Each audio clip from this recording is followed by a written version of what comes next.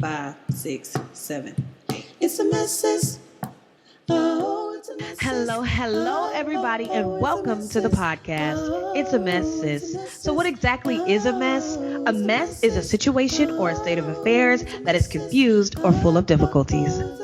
The mess is when things don't go the way you plan. It is when you have to go off script, improvise, ad-lib, sit through the awkwardness, and breathe through the pain until you come out on the other side, because you will come out on the other side. It is everything that makes life interesting and transformative. It is what we are here to do.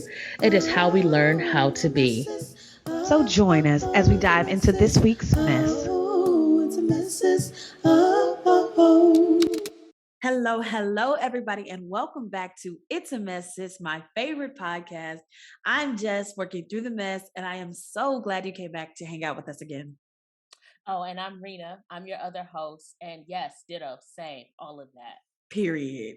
Y'all, it feels like it's been a long time, but it hasn't been that long. But you are coming back and joining us for episode 60. What the fuck is going on down there? Reproductive health, right? I like it. Right? Yes. So this is going to be a very fun episode. Well, I don't know about very fun, but it's going to be interesting, intriguing at the very least. We're going to make it fun. We're going to make it fun. We always try, we at have least. To. Yeah. You have to keep from crying, right? Period. Period. Hey, you didn't. Wow. I didn't catch it. Okay, but before we really dive into the episode, y'all already know we have a little segment called What's the Mess? So I'm going to ask Rena, what's your mess? Oh, I don't know why I always act like I don't know what it is. That's hilarious. So, my mess is this world and being in it. Mm-hmm. It's a good mess. Yeah, it's a good mess. Time, taxes, Texas, and whatever the fuck they're doing, because they're just the most oppressive state ever. Did I mention taxes? You did. Okay, not to be confused with Texas. They're both horrible.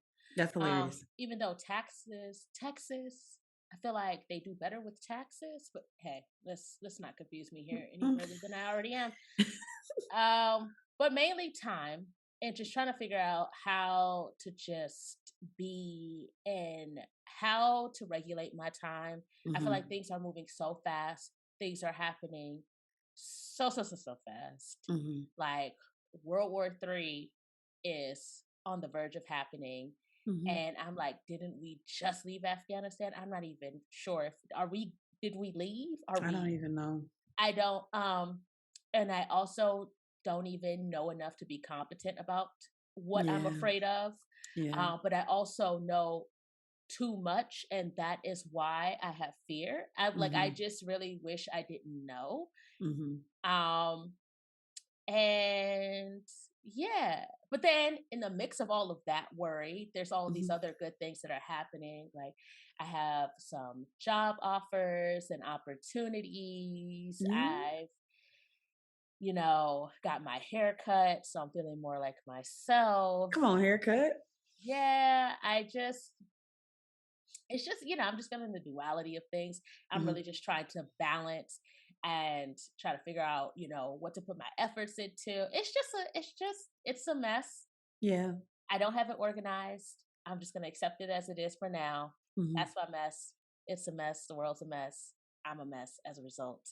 And yes. I mean, that was beautifully put. And that's some real ass shit. Yeah. Thank you. I appreciate that. I do. Of course. What about you?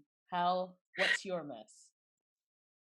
I mean, I could pretty much say ditto, but not quite. I think there's a lot of little messes going on. But one of the things that I'm aware of at this moment is that I never made a vision board because I feel like January turned into March so quickly. Yeah. And it's because I didn't have a vision board, I feel like I don't have clear direction. And even though I know logically it's not too late to create one, my emotions have told me that I failed. Like you didn't do it before or even January, and now it's why even do it? It's already the end of the year. This whole spiraling kind of thing. So I'm working through that so I can create a vision for myself for this year and have just a little bit of guidance on how I want the year to go, how I want the rest of the year to look, and not being so worried about the fact that time, has passed. And I put time in quotes because time is what is time, but at A the same construct. time, a construct, right? But at the same time, like you said, I'm like worried about World War III. So it's like, do I even need a vision? Are we going to be alive at the end of the year? Like, is the whole planet going to explode? Is global warming going to take us out? Will the nukes take us out? What's going to happen? And so there's that, I try not to watch the news. I try not to be so in the know that I'm anxious about everything. But this is just like one of those things that you can't not see, no matter what part of media you're on, social media or otherwise.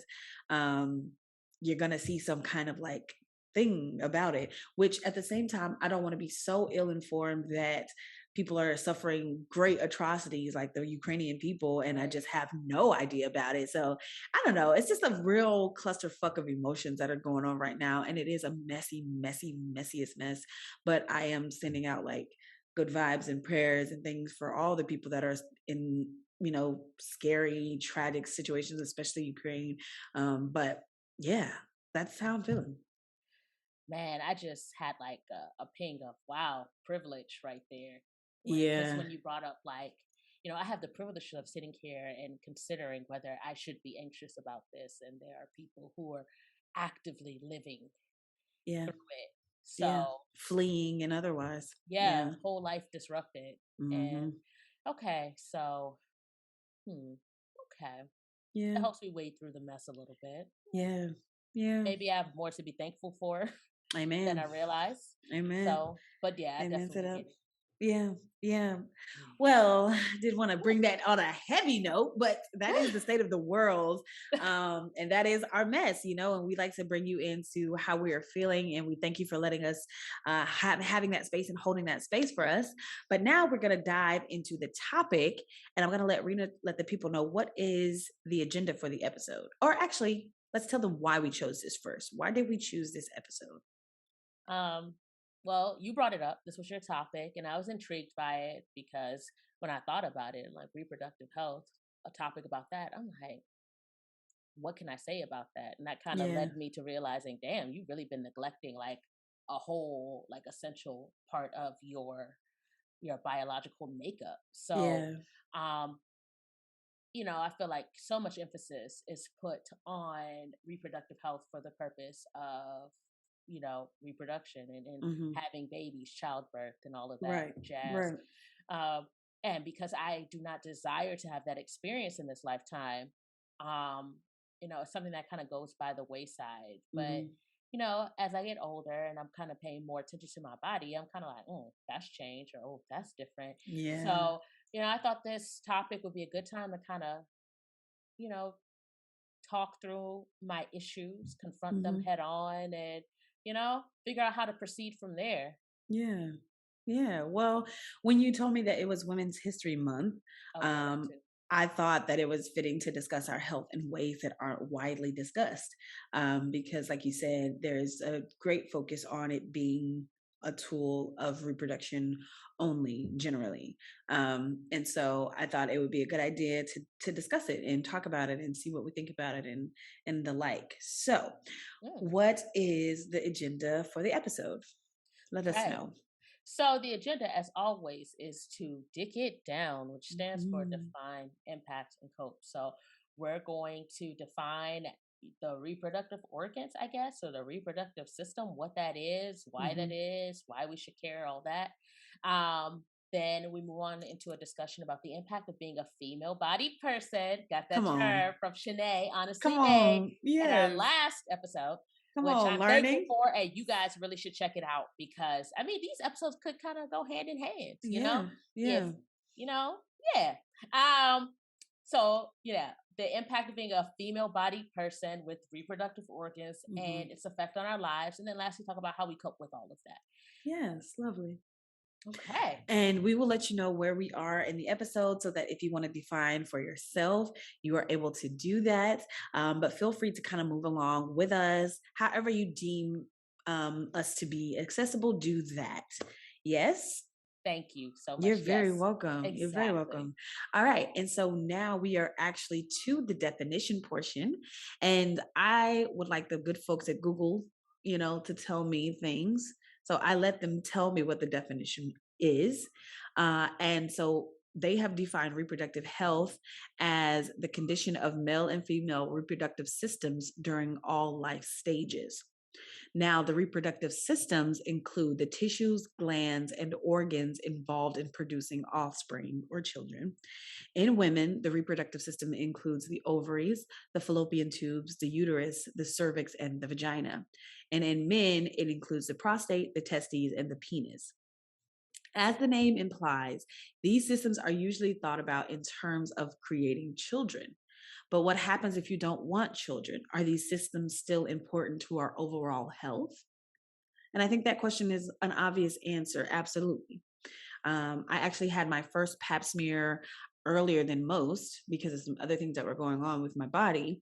And I have kept up with those type of appointments with regularity for all my adult life.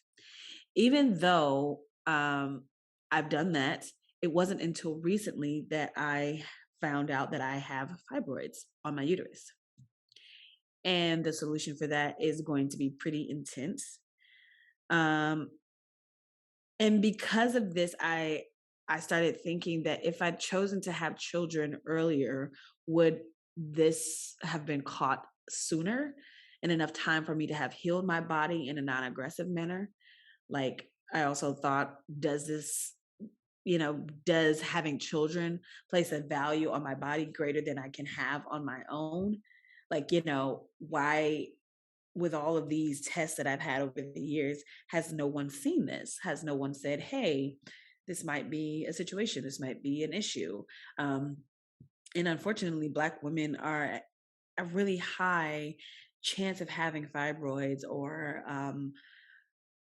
cysts on their uterus or polyps on their cervix, or that we're at risk for a lot of things because of some of the things that we have used in our communities. For instance, like perms or relaxers. A lot of times that is disrupting how our hormones behave, and a lot of us are estrogen over. We have too much estrogen in our bodies, and that's causing a lot of these things that are happening. But we don't have a focus. We don't have a study. We don't have anybody really giving a fuck, if we're being honest. And so, yeah, it's just being allowed to grow unfettered in my uterus without anybody ever being like, hey, let's just check this out and make sure you're good. Hmm. So that is my definition. That is what reproductive health is, and those are the reproductive organs, and that is kind of some things that I am dealing with when it comes to reproductive health. What about you? I'll just do my definition real quick, and then I have questions. Okay. My definition is really simple. Reproductive health or reproductive organs, or the organs that enable a woman to reproduce. I didn't really consider men in that, but yes, them too. Yeah. I listed them out: vagina, ovary, cervix, uterus, fallopian tubes, and it's some more shit, I'm sure. That's hilarious. I really just that's all I had. That was it. Ain't I'm nothing like, wrong with it. the vagina, penis, semen, baby. That's it. Wow. Okay. But my question. So thank you, for sharing, Of course. something that you're grappling with personally. How did they go about finding the fibroids? I Like, what said did you? something. I said, hey, Mhm. well, so for most of my life, my periods have been very like short.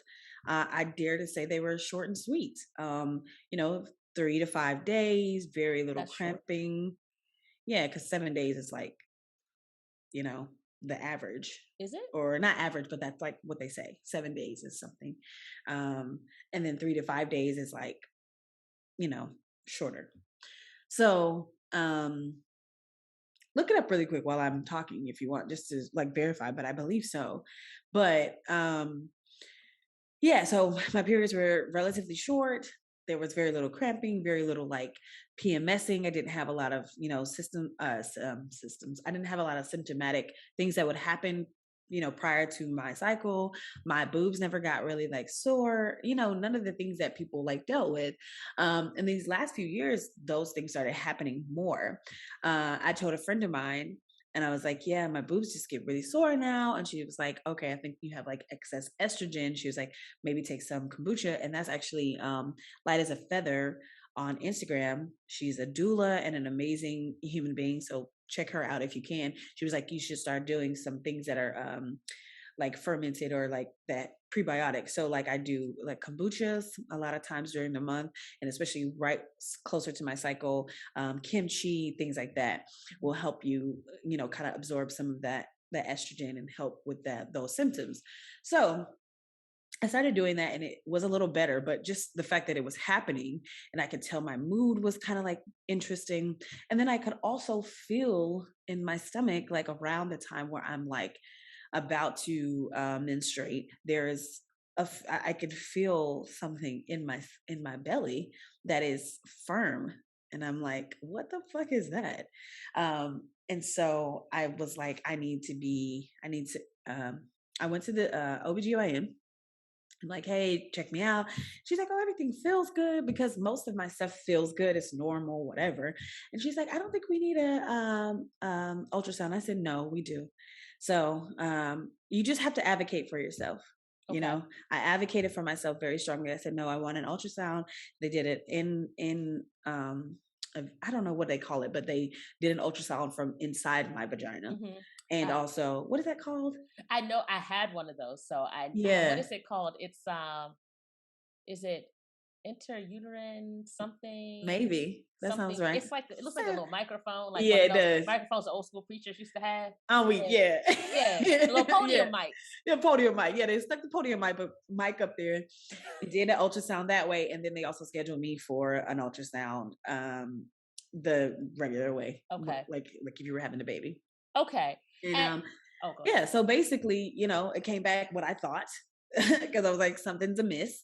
And so I feel like you just really have to advocate for yourself because they will always give you, especially because my periods they have always still been regular. I'm not like super disabled during my periods. It's just more pain than I've ever had. I'm also not like super heavy bleeding, which I'm not like going through several pads in a day and things like that. So all the signs point to you're fine. But I was like, I'm not fine. So you're going to do some more looking. Do it, kind of Okay. thing. So I strongly advocate. I strongly suggest advocating for yourself. I can't say it enough. Like, don't let them say no. Just say, no, I really feel like this needs to happen. Be very adamant about it. I always over exaggerate my symptoms, unfortunately, as a Black woman, so that I can get proper care and treatment. And I suggest the same for everybody. I'll be like, my pain is on an 8. That shit might be a 2, but I need you to get in there and urgently look so that you can tell me, because, maybe I've been dealing with it so long that it is now a 2, but it probably should be an 8. I don't know, but I want you to see. And so because of that, they were able to find this, large fibroid in my body. Okay. And I think it's good. I think it's good for people to know that like pap smears aren't like the only way to find out about fibroids. And I bring that up because, and I think I'll get into that more in the impact. So I'm going to save that. Okay. I did do a Google search. Okay, tell us. So according to the Cleveland Clinic, and I'm trying to be as proper as I can be about this because I am a social worker. And I am a social worker because math and science were not my jam. Okay. Now, Jess is the bio major. She's, degreed in science. So she has a little bit more of a stronghold on this. So, one day we're going to have an expert come in, or maybe that would be Light as nice. a Feather. Like, I want to, yes, I will just see. throw them out there. But if they're available and they're willing to sit down and talk about this, I would love to just that would be amazing. Have another similar topic on this. So it says here that most women bleed for 3 to 5 days, but a period lasting only 2 days to as many as 7 days is considered normal. So if you're within, like, I guess 2 to 7 days, you're normal, with the most common being 3 to 5. Oh, okay. That makes sense. Yeah. Okay. So yeah. So I don't even. Okay. So we're at the definition. We're at the definition, right?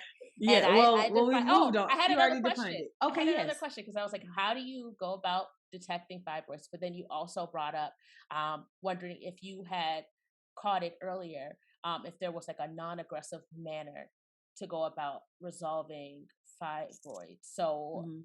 is that something that you sat down and had a conversation with your doctor about? Is there a way that you can either prevent fibroids other than like, keeping it natural? Like, or like once you already have fibroids, is there a way that you can like reduce its impact on your life, or, have it reduce the size, naturally? Are there Right. any methods outside of like surgical intervention? Um, Doctors don't really give a fuck about no natural remedies. So if I'm just being real, No, like no, that's real. unless That's you're going to real. like a osteopathic medicine or like a, Naturopath. Yep. or like a Eastern medicine or something, like usually it's like it's medicine or it's surgical or something like that. I have been looking up a lot of things, but I'm not like so strong in my understanding that I want to say them aloud. There are some things that can help reduce the impact that the fibroids themselves have on your body. There's some people that say they've reduced their fibroids. I've heard somebody saying yoni steams helps reduce fibroids. Again, this is all like speculative on my part because I haven't tested this, and I also Right. don't know for sure that there's any medical or scientific research like showing these things. There's some different type of teas, there's some different type of herbs. I'm definitely looking into all of them, because I mean, if you followed along on the podcast, you kind of know that I like to do things a little bit more natural, and so I am looking into all of that. There are ways to do certain things, and I don't know if it's only up to a certain size, or what really is the best way to go about doing it naturally. I feel like there is ways. I feel like Okay. everything that we have as an ailment in our body can be healed naturally. That is my Okay. personal belief. I don't know that for sure, Okay. but that is my belief. But I just don't know fully. And the doctor definitely didn't suggest that. He Okay. suggested some real extreme shit. And I was like, whoa, let me get back to you, my guy. Okay. And then I'm like doing my research now. So Okay. yeah. I was just wondering if, like, off the top of your head, if there was just anything known, because when I hear about fibroids, I usually just hear of it being handled in one way, which Hmm. is like surgery. So Yeah. I'm Yeah. like, you know, I do hope there's a natural way. And I do feel like, there is probably a natural Hmm. way to deal with it. Yeah. So stop putting them perms in your baby's head at 4, Please. mom.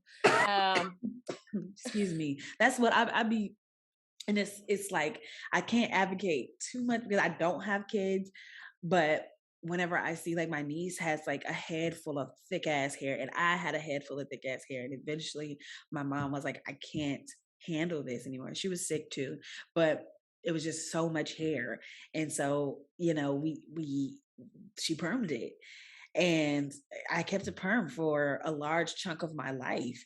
And though that is just pure chemicals for the only thing it's doing is straightening your hair. Like it's just um so I do advocate for women to not do this to your children because the effects are still like fully not known, but we do know for some certainty that it is not great for the body.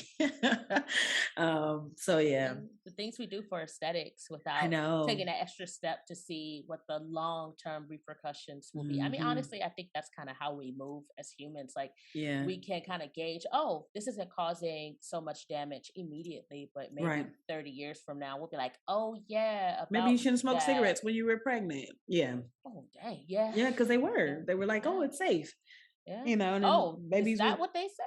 Yes, women Oh, were smoking and drinking. I mean, you don't. We get these things because after time, you see, oh shit, a whole bunch of babies are born with fetal alcohol syndrome, or a whole bunch of babies are born with whatever situation happens, and these are the subset of women who've been drinking, or this is the subset of women who've been smoking, or this is the subset so of women who've been super whatever it is. what generation, had mothers where, smoking and drinking while pregnant was okay? Like, what generation was Like the first? 60s, it was still kind of like So these, glamorous. so these Gen Xers out here just Yeah, they the yeah. okay. Hmm. You know what I mean? I mean, I don't have, again, This is speculative, and I don't know when all of the things came into place. But yeah, there are just things that you think are good until they're not. I So, mean, we didn't, all these drugs that people use, you know, recreationally, heroin, mhm, cocaine, they were created as a medical intervention. Like mhm, we was rubbing, there used to be actual, you know, coke and coke. You right, know, we used to be right. rubbing, is it heroin or cocaine on the baby's gums? Which one was it? What? I There have was never one heard drug this. that we were using. We were giving it to the Who kids, is we? I'm just playing. the people who could Who's afford it. we, nigga? Oh, right. They was rubbing cocaine on babies' gums. I don't know if it was cocaine or something. They like these interventions, and like I I thought it said, this was is like very recent. brandy, like a little There was. alcohol. I'm gonna Google this. Oh Rubbing, my God. mm, not like now, but I mean, I hope not now. Jesus Christ. But even then, that's hopefully I didn't crazy. make that up. You just made that up. Oh, Cocaine that's what? tooth powder. Tooth powder. Rubbing cocaine into the gums was a popular remedy. Um, it says 1895. I am shook. So What was it for? So they'll shut up for that? cocaine for soldiers and opiates for teething babies. This is a What? BBC article. Oh, that's, they had like a little cute little like little kit with your syringe and everything for the, For your babies to give your baby no, I opiates? think this is for the soldiers, Oh, but okay. let me But see. still. Oh, let me see. Every piece. Okay, so there's this syrup rose.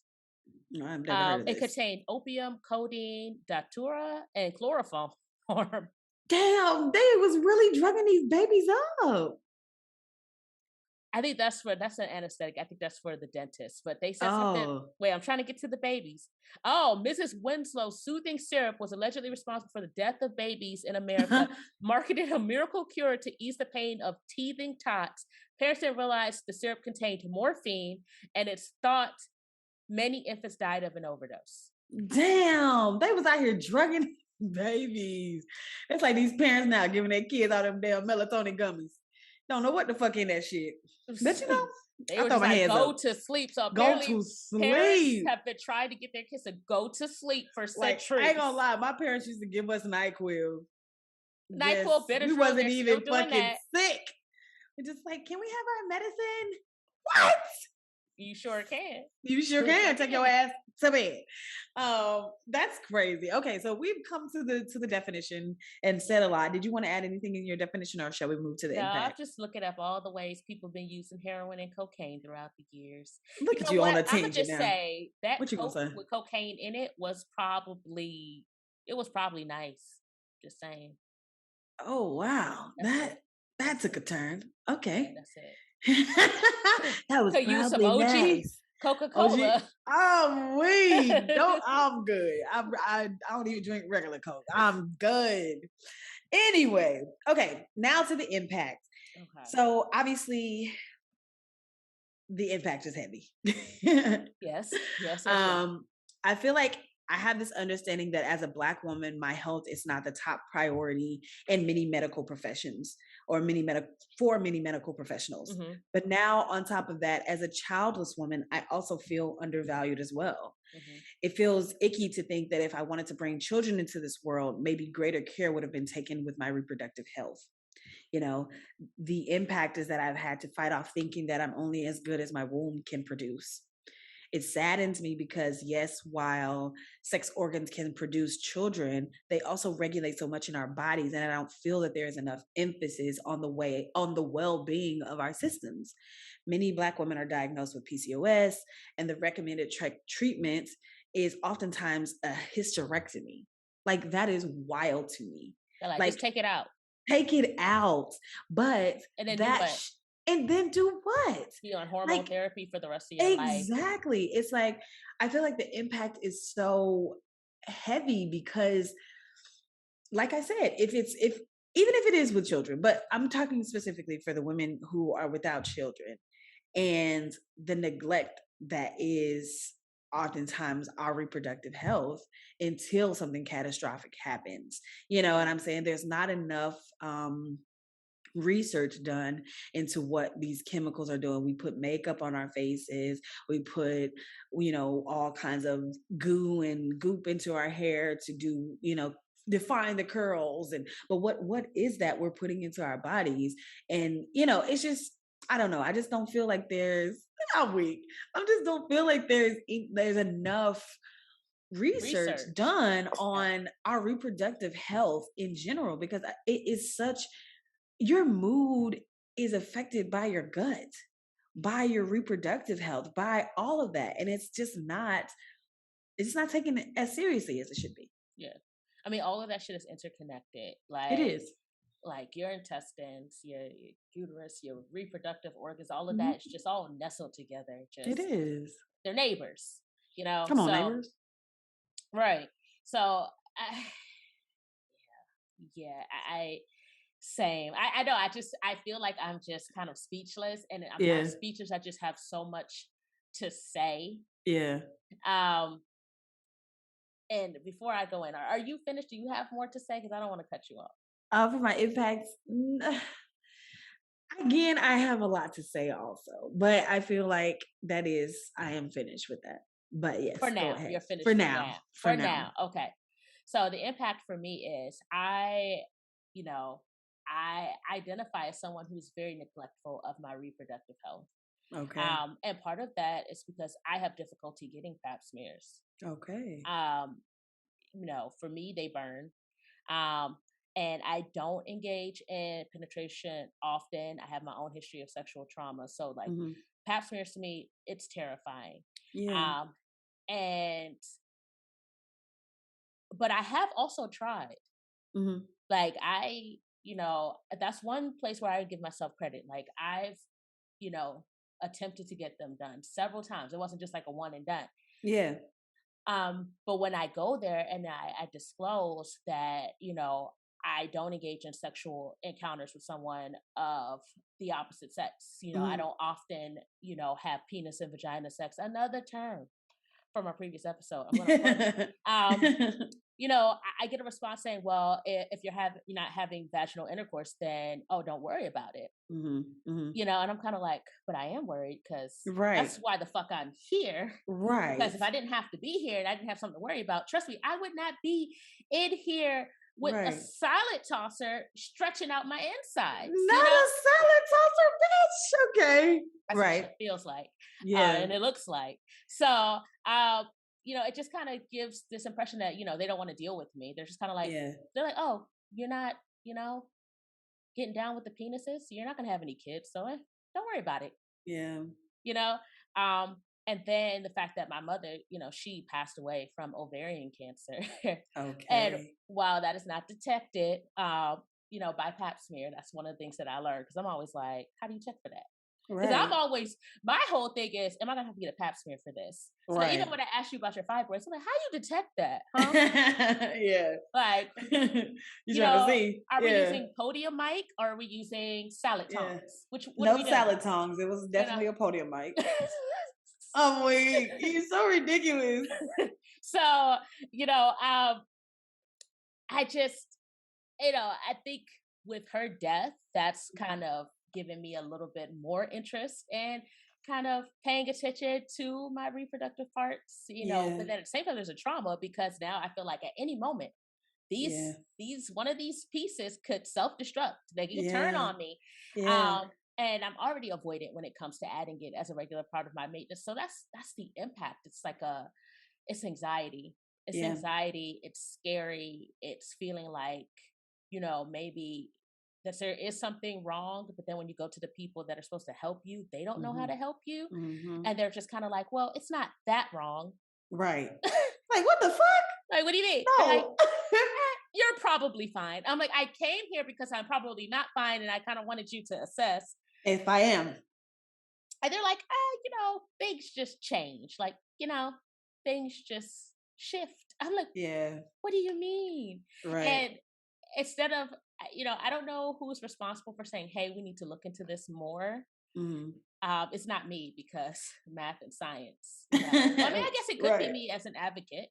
As a social worker, I can advocate. I feel like I'm trying to do that in a way by, even revealing, my issues. The impact is that this is just this thing that I carry around with me and I know Mm-hmm. very little about, and it seems Mm-hmm. like nobody cares about it, including myself, Mm-hmm. because I'm not having babies. Right.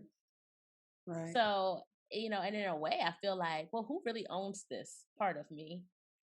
What You do you know, mean? like if I'm not having babies with it, then everybody's just kind of like, oh, hands off. Like, Yeah. eh, Yeah. I'm sure it's fine. Like, you know, if it starts to fall out, let us know. Right. Right.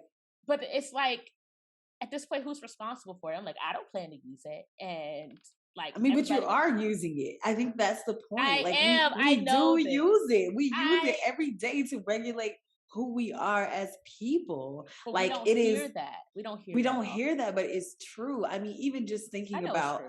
the time before your cycle, when your body is regulating your hormones and it's doing the thing that it does. When you are well, when your hormones are balanced, you're not as because like they try to say like PMS is like super like normal thing, but I think when you are regulated, you're not having wild emotional surges. You're not having, you may go through some fluctuations and things like that, but you're not having grand changes that a lot of us are having because you're regulated. That's your life. Most of our life is spent in some sort of cycle. There's probably like 1 week where we're just like regular. Then you have the pre-menstruation, then you have menstruation, then you have the hormones going back into regulation. So we've got 1 week a month that we are like normal. So that's like your life, whether you bring in children or not, you know? I know that. I Yeah. know that. And it's overwhelming because I feel like Yeah. there's so little help with it outside of those things. Like, and then even like those the interventions that do exist to like help Hmm. us assess, they're like the most like intrusive and painful experiences. They're like, hey, like pancake flattener here, salad Yeah. tosser there. I'm just like, there's no other way to assess for these issues There's other a lot of than food analogies. uh, pancake flattener here, salad tossing, or what did you say? salad tosser. Yes, Oh, this salad tossing. That's salad tongs. tongue. I'm like, there's no like gentler approach. Like, Right. it's like clearly whoever came up with all these interventions Was a do man. not. Yeah, I'm like, you must not have these things because do they? You know what? Let's not even get into that. I don't want to get into that. Oh, like he said, she said. Well, men don't have to do this, women don't have to do that. That's besides the point. But Right. you know, It's a lot. it is a lot. It's a It's a lot. lot. The impact is that it's a lot. Yeah. And then it does feel, I do get what you're saying, like whose responsibility is it to make Well, sure that you're well, or make well, sure that we no, have this like that's not advocate. necessarily what. Okay. I don't Go know if ahead. that's necessarily where I was coming from it when I asked that question. It Okay, was what were kind you of saying? like I know very much that it is mine and I am responsible Hmm. for it, but the information that's out there, like what we learn in school, which we all know is very limited and very directed towards what society wants us to know. Right. It just feels like because there's so much emphasis put on just reproductive health and childbearing and all of that, like it feels like it's just this kind of like public vessel. It's like, Mm. if you're not planning on popping out kids for the population, then we have no interest further Mm. in you or your use for that. That's true. Because I was researching a lot of things, and there was actually a Black girl who popped up on my timeline about PCOS and like all this other stuff to deal with reproductive like situations. And there were so many people in the comments saying like, yeah, it wasn't until I said that I wanted to have kids. Well, they suggested a hysterectomy, but then when I said I wanted to have kids, now there's other options for them to do. It's like, why wouldn't you do the other less crazy options before you take out my entire fucking uterus? Like, what? Like, that's wild. And I was just reading through a lot of the comments that were like reiterating the same thing. Once you say you want to have children, now there's other options that we can possibly try to do to mitigate, having such a huge major surgery. It's like, what? Right. It's Yeah, like being well just to be a woman and just to be well because I have these organs. That's it's not not enough. right. It's Yeah. not enough. It's like, oh, just get rid of it. Yeah. So I'm like, society kind of takes that, or the medical Western medicine kind of takes that approach. And Hmm. then being queer and I feel like I kind of absorbed that too. I'm kind of like, okay, just Like I don't need it. I don't need it. But Yeah. as I get older, I am Mhm. realizing why the fuck I need it, because I am one of those people who, like, 2 weeks before my period starts, I start to get those PMS symptoms, and I'm like, Mhm. why do I feel like jumping off a balcony? Like, I know I'm I weak. shouldn't do that, but Yeah. you know, I'm Not a like, but balcony. I know that I've been tracking it, and I'm like, and I live on the 14th floor. I'm not saying I'm gonna do Oof. it, but I'm Please just saying don't. I'm not going to. But I'm like, I feel just this hopelessness and this just really heavy weight right Yeah. before my period starts, and it's like clockwork Yeah. every single time. And like, Mhm. I'm like, what's the intervention? They're like, that's kind of normal. You want some birth control? Like, Yeah. and I'm kind of like, I, I don't. I don't. I don't want birth control. Right. Um, Right. you know, and I mean, I think it's good to have birth control as an intervention. Like, people always want to focus on it being a contraceptive, but it is also for hormone regulation. But it's just Yeah. kind of like, I don't know what's in that either. And Right. That's the thing that bothers me is like, I'm sorry, I cut you off. no, Forgive me. I mean, I think at this point we're just having a conversation. Like, I just have so many concerns. There's so little information, and there's so Mm-hmm. little interventions other than rip it out and take synthetic hormones, Mm-hmm. or keep it in and take synthetic hormones, or just deal with it. And it's like Right. everybody's okay with us just being in pain. It's just Mm-hmm. something that it's almost like a badge of honor. We walk Mm-hmm. around and we're like, yeah, menstrual cramps are like the equivalent of like a bowling ball being dropped on your penis or something like that. I don't know. I don't think that's an actual saying. That's fucking hilarious. They But do say, I just saw a comedian who reiterated something I heard before that said that menstrual pain and cramps is equivalent to the pain that you would feel having a heart attack. yes, And we're just yes, supposed to like go to work and like yeah. live and like be happy and be pleasant and be kind and fucking smile and all this other shit. It's like, I am having a heart attack in my vagina For five right days, now I've for been having a 5 days. heart attack for 5 days, Right. Like it's, and I've I been don't having a know. stroke waiting up for this heart attack for 2 weeks before that. Like, Yeah. Yeah. I do wish that, and you're right. I don't know because research takes a lot. It takes a lot of money. It takes a lot of people. and But I time. do wish, and time. I do wish that there was research done on how to get us back into a hormonal balance without the adverse effects of like birth control. There was a girl recently, I think she just went viral on TikTok. She just went blind from her birth control. Hell no. You know what? And you know I what I'm think saying? the It's like, answer. what the fuck? There are some things in our world that could help bring us back to balance, Yeah, the bring answer us is back to not eating the neutral. shit we've been eating. The Well, McDonald's and the mm, Burger King and the mm, Starbucks and mm. the pesticides and all of that stuff that they're Yeah, using on these yeah, big commercial farms. It's growing stuff in our own backyard yeah, and composting and not eating so much processed foods. yeah. Like, I mean, that's you're right. really So, I mean, the thing of it is I think we are getting to the cope, right? sure. 'Cause that's what it kind of sounds like my cope. Oh, I feel okay. like my cope is like learning all I can learn about reproductive health as a whole. Hmm. And secondly, learning about my body and paying attention to the things that feel good in my womb. And I think that goes to what you were saying about like recognizing the things that you are inputting into your body. We were talking about whose responsibility is it? And mostly it's ours Yeah, it's always to ours. say that, I don't want to like completely say that our medical professionals don't have some responsibility to help us because that's what they're paid for. But if they're But not, for the most part, it is up to you to say, hey, my womb doesn't feel well. Hey, I feel like more irritable than usual. I feel this, it is up to us to advocate for ourselves in the medical office, and also in our kitchens, and also working out, and also a lot of things. So I'm trying to find peace in that space. For so long, there's been tension and grief because of the pain and uncomfortability dealing with menstruation.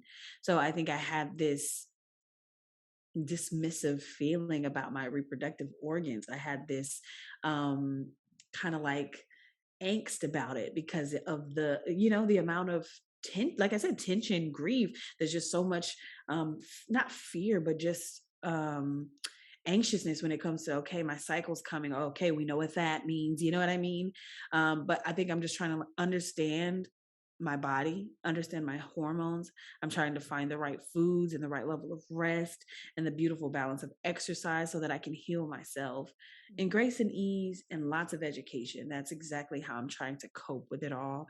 It's just learning as much as I can about reproductive health in general, learning as much as I can about my reproductive health, and trying to give myself as many good things as possible so that my body will reward me with a healthy whole body.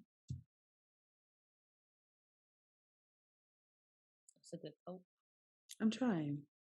I think that's all we can do to cope is take that responsibility and accountability for ourselves. And, Mm-hmm. you know, one of the things that, I know kind of makes it difficult when it comes to working with our medical system is just kind of how the medical system has taken advantage of us as Black people and Black women over the years. Mm-hmm. Um, so I think it's easy to get caught up in that. Mm-hmm. And I think we have that undercurrent. I have that undercurrent. I can't speak for everybody. I have that undercurrent running through me. Like I just, I don't trust well when it comes um, to the medical field. But then it's also on me if I'm going to say I don't trust this to seek out some other intervention to care for me. Mm-hmm. Just doing nothing is not the option that I want to take. Right. Even though that is something I don't want to say it's what I'm taking now. I'm like, I could be doing better and be a little bit more proactive. Mm-hmm. But I too, I guess when it comes to coping, it's kind of seeking out those answers, having those questions first, acknowledging those questions that I have, and not accepting being in pain all the time. Yeah. Like I've been on my period since I got my period a little early. So I was 10. Mm-hmm. And I've had it since I was 10. And it's something that I've just endured. It's that thing that comes around, I roll my eyes and I'm like, I'm going to be out of commission, but I still have to power through and do my homework, schoolwork, go to work, do all these things that I have to do. Mm-hmm. But no one ever said that like you shouldn't be in that much pain Mm-hmm. or that you can rest. Or if you're having an exceptionally heavy period, you speak up about it. Like it's okay for you to determine what's normal for you and what's not normal. Mm-hmm. So I think, part of reclaiming your body and having that advocacy, when I feel like when I go to the doctor, sometimes I'm like, here is my vagina and reproductive system. What do you want to do with it? Right. But it's mine. It's yours. It's mine. Yeah. So I go in there and say, and like you, I'm so proud of you for saying, no, something's wrong. I know you're saying this is normal. That it's not. It's not. I'm telling you, it's not normal. Yeah. So y'all need to do something else about it. Yeah. And if they say no, then find somebody who will, So I think that's part of it. Like that's part of the seeking out the answers, doing the research, having the questions, doing the research. But then also if in your gut, that something doesn't feel right, find someone who's willing to do the work with you to figure out what's going on. Because they're so quick to say, oh, you're just being dramatic, or it's mental health. And I'm like, a lot of our biology is contributing to mental health and vice versa, So that's one piece. And then when finding resources, I think it's good to share them. Yes. So if we could find somebody who can talk about this, who's like really well-versed and immersed in this, I would love to sit down and talk with somebody on this podcast or just in general. Also talking about menopause, because that's a whole other, like once you hit menopause, then what? I don't hear. It's crickets. From people who are in menopause. It's like one of these things was like, whoo, the hot flashes. Oh my gosh, menopause, and then silence. Right. Like, what happens after the flashes? What happens? What happens next? Like, they want to take out my uterus, right? So what happens when they do, or whatever? Right. I don't even think it's a uterus. What is it that I don't? Let me, first of all, how I cope is by a diagram of the reproductive system, labeling it, and seeing what the fuck it is. Right. Number one. Like, they just rip your shit out. What's the shit? Rip everybody everything out. They rip your stomach out. Like, no, they're not ripping your stomach out. So I'm like, what stays? Does the cervix stay? What stays? Right, You right. know? That's Uh, funny. so I think like that's just, yeah, that seeking out people who know more Hmm. about it, seeking out people's personal experiences, Hmm. not taking no for an answer, Hmm. and just being more mindful and caring to my body, all parts of my body. Like, yes, Yeah, I know I don't intend to use this for childbirth at this present moment. You never know what may happen. that's You true. know, you know, I don't know. Um, Oh, that's how I felt inside. Your face was exactly how I felt inside. I was like, "Ugh." I mean, you're right, but yeah, right, yeah, I feel right. you. Um, but just I acknowledge that it is a piece of me and it's all interconnected, all works together to make me a whole me. And we didn't I wanted to get into the spiritual aspects of like, Mm. the pelvis and like your solar plexus and your sacral chakra and all Well, of maybe that. But we should that's get gonna somebody on to help us we with that should. conversation. That would We be should. lovely. So and I feel like there's like a mental component, there's a physical Yeah, component, emotional yeah. component, and a spiritual component, Hmm. because that area, just to give like a little synopsis, is about creation. And Hmm. yeah, childbirth, it's a form of creation, but you get a lot of your creative ideas. You get a lot of, that energy, that productive energy from, was it the sacral? Yeah, sacral area. Yes. Hmm. So that's a whole other episode. So Yeah, that's my cope. Like, yeah, just consider I just want to consider myself more and yeah. consider myself beyond childbirth. Hmm. And I deserve to feel good. I deserve to feel well. I deserve to not have this pain on the left side and wonder what the fuck this could be. Is Yeah. it gonna fall out on its own, or is it stuck there, or somebody gonna Imagine cut it if that out? shit But just fell out. What the fuck is that? and being a But woman, I'll be like, well, it's gone now. well, That'll what you do it. gonna do? Yeah, That'll yeah. do it. My goodness. Um, this was an interesting episode. I feel like I would definitely like to have a more well versed person who is, able to kind of guide us to some of these understandings. I mean, we did a lot of speculation, a lot of speculating in this Yeah. episode, which I think is good. Just get some of those questions out there. And then if any of you listening have answers or have thoughts, we definitely encourage you to like just come tell us things in the inbox on the various posts that we'll clips that we'll post about this. Um, but yeah, this was we're to the recap now, and I think the recap is that reproductive health is health. Yes. Regardless of whether you're reproducing or not, reproductive health is your health. It is your wealth, and it's up to us to give ourselves our own advocacy. If no one is standing up for you, stand up for yourself. Reiterate, repeat, and require assistance and attention for those things so that you can be well within yourself. Give yourself the time and the understanding to learn your body. Give your womb grace and ease and love, and not so much aggravation. I know there's a lot of times that we are just so frustrated with the fact that we're upset or that we're angry or that we're feeling tension or that we're hurting or bloating, but let's try to lead with love to ourselves and give our body that love that we need. And again, like I said, advocate for yourself. That is the what I hope you take from this episode is advocacy, advocacy, advocacy. You are your biggest advocate. Make sure that you are being tested for things. Make sure if something feels off, you say that. And as Black women, if you're a Black woman listening, say that shit times 10 so that they will listen and so that they will move with some sort of urgency. So that is a recap for me. Is there anything you wanted to add to that? Oh, I think that's great. Yeah, yeah. Okay. Well, we are to the shout outs, and I have a shout out. It is to Light as a Feather.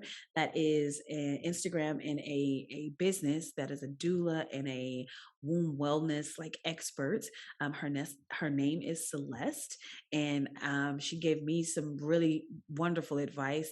And I advise you, if you're going through like the motherhood process or any other things you have to do with your womb, to reach out to her, follow her, and just be informed by all the lovely tidbits that she puts out there.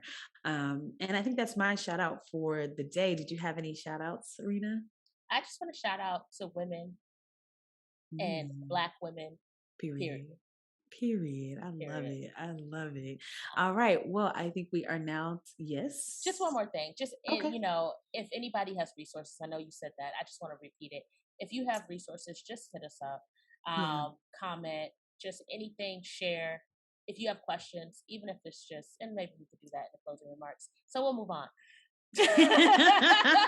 Okay. Well, then we are now to my favorite part, which, if you are new, is the meditation. We take a couple deep breaths, we set an intention, another couple breaths, and then I let you go about your day. What I'd like you to do for me now is to take a big deep breath.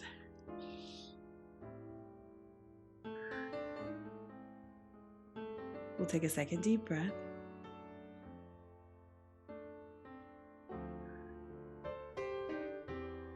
And take one more deep breath.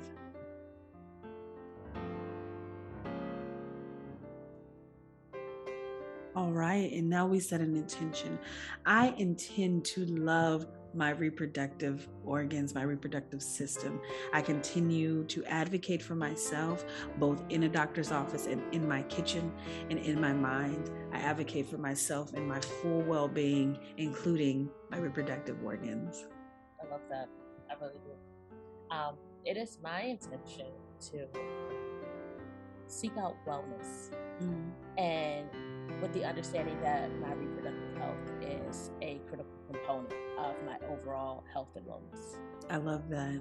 I love that. All right. We'll take our last set of breaths. Take a big, deep breath with me.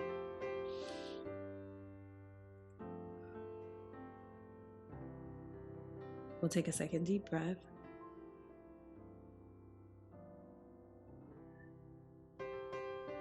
And we'll take our last deep breath.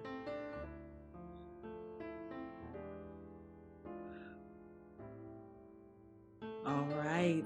Your intentions have been set for the day. Go out there and flourish, sis. Today doesn't have to be a mess. But it's okay if it is. So, Liz, y'all, thank y'all so much for tuning in again. We really appreciate your continued support. We appreciate the likes, the shares, the comments, everything. It is so appreciated as we continue this journey of learning ourselves and learning you. I'm just so grateful to have you as an audience, and I love you so much. Oh, that's so sweet. I try. Like I was starting to say in the shout outs, which was not the appropriate section, but here we are. If you have any resources, anybody that we should check out, anybody that would give us more info on this topic, I would love to highlight it on our page, so that we can share it and so that I can, do research for myself. If you just identify with anything we've said, if you just want to reach out to us and say, hey, ditto, we got you. Email us. It's a messsispodcast@gmail.com. Yes. Comment on our page. Instagram is the best way to reach us, and that's going to be at It's a Mess Sis Podcast on Instagram as well. So, yeah, that's all I have to say to close things out. I love that. And that email address that you just said, It's a Mess Sis Podcast, can also be used if you would ever like to be a guest on our lovely show. And now, I was going to say yes. And it doesn't have to be just about this topic, just any topic. If you want to be a guest, we love learning and interacting and engaging with people. So let us know. Let us know. All right. Well, I think that's everything. So we're going to catch y'all on the flip side. Peace. It's a mess. Hey, that's why I can't sing. It's okay. He's going to talk over my singing though. Okay, it's ready now.